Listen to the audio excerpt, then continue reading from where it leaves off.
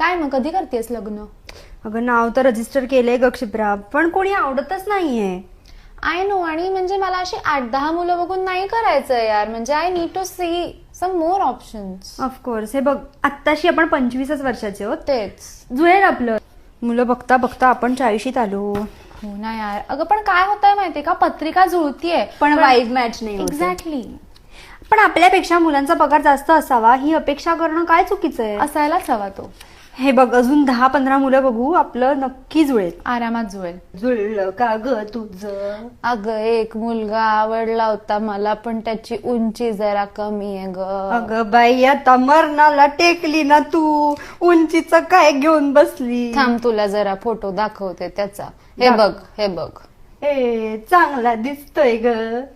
काय कमवतो किती तो? अगं आता रिटायर झाला ग. पण त्याच्याकडे काहीतरी जमीन जुमला असेलच ना. ते काही मला माहित नाही बाई. ते सगळं तू विचारून घे बरं अगं त्याला. पण तू म्हणते की त्याची उंची जरा कमी आहे ना. कमी आहे, कमी आहे. मग मला असं वाटतंय अजून जरा 10 ऑप्शन्स बघते आणि मग ठरवते. अजून सुद्धा आशा आहे बाई मला. हो, जमेल आपलं. माझं जुळेल जुळेल आपलं, जुळेल.